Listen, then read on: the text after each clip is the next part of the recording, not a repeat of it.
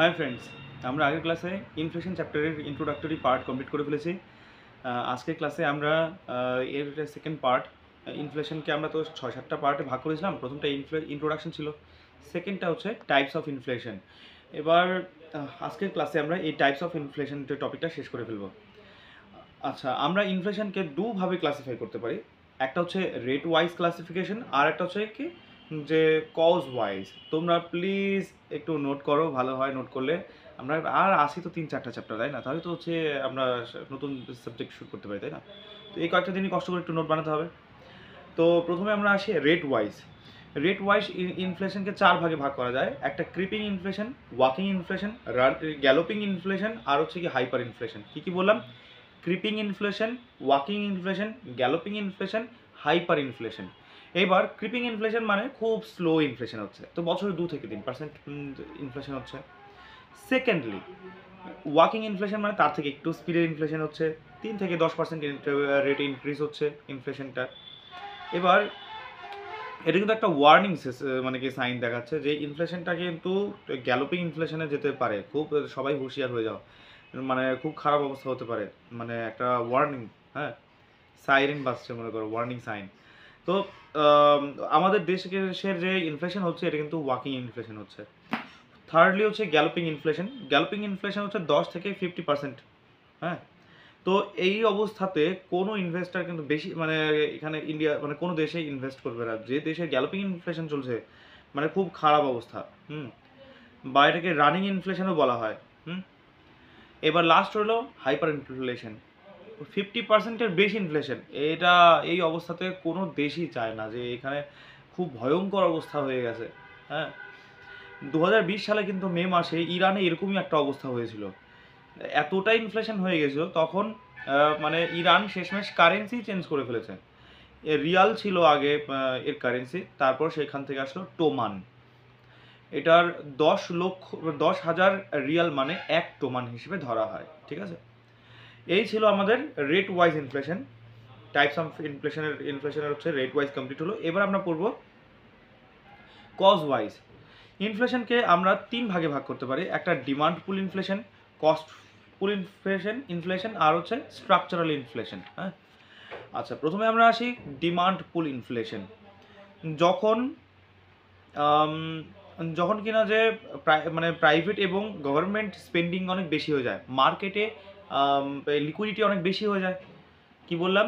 যখন একটা কন্ডিশন বললাম, যখন গভর্নমেন্ট এবং প্রাইভেট সেক্টরের স্পেন্ডিং মানে খরচ বাড়তে থাকে, তখন মার্কেটে প্রচুর টাকা চলে আসে।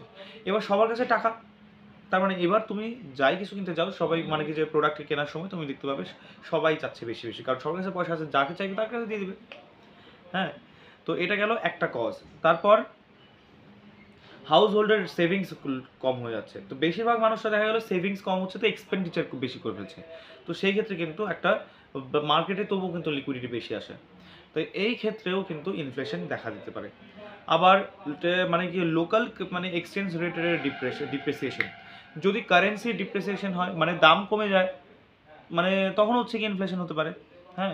সমস্ত জিনিসের দাম বেশি, মানে হঠাৎ করে দাম বেশি, দাম কি মানে কি বাইরের দেশটা কি চাইবে যে আচ্ছা এখানে দাম তো বেশি হয়ে যাচ্ছে, আমি এত টাকা দিতে চাচ্ছি, মানে কি বলবো, বাস্তবে তো ওর তো জিডিপি অত বেশি নেই, তার মানে কি আমাদের $1 ওদের 80 রুপি ছিল, সেখানে 100 রুপি হওয়ার কথা, হঠাৎ মানে কি দাম বেড়ে গেছে। এটা তো ওদের জিডিপি বাড়ার জন্য হয়নি, তাই না?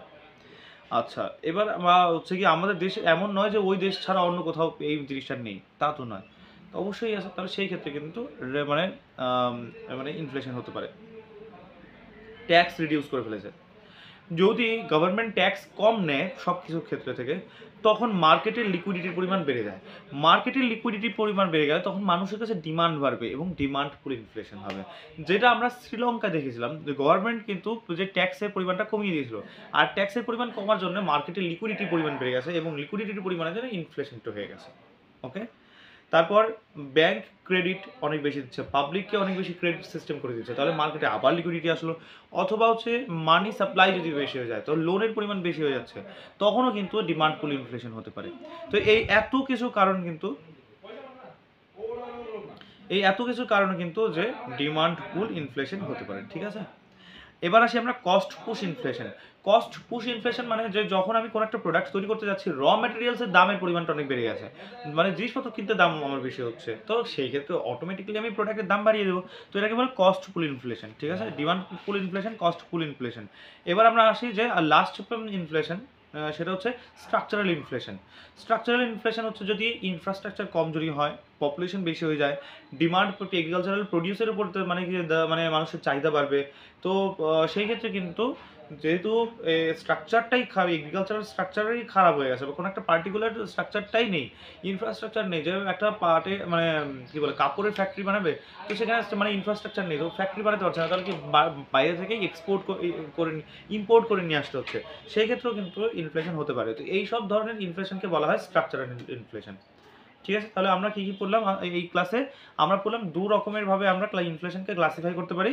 প্রথমটা হচ্ছে যে রেট ওয়াইজ, আর সেকেন্ডলি হচ্ছে যে কজ ওয়াইজ। রেট ওয়াইজের মধ্যে পড়ছে যে creeping inflation, walking inflation, galloping inflation, আর হচ্ছে হাইপার ইনফ্লেশন। আর কজ ওয়াইজ ইনফ্লেশনের মধ্যে পড়ছে demand pull inflation, cost push inflation, আর হলো স্ট্রাকচারাল ইনফ্লেশন। ঠিক আছে, তাহলে মানে ইনফ্লেশনের ক্লাসিফিকেশন টপিকটা আমরা শেষ করে ফেলেছি। নেক্সট ক্লাসে আমরা পড়বো মেথড টু মেজার ইনফ্লেশন। ইনফ্লেশনটাকে পরিমাপ করার জন্য তার কি কি পদ্ধতি আছে সেসব নিয়ে আমরা আলোচনা করব। ঠিক আছে, আজ এই পর্যন্ত, এই ক্লাসটা এই পর্যন্তই থাক। নেক্সট ক্লাসে আবার মিট করছি। বাই।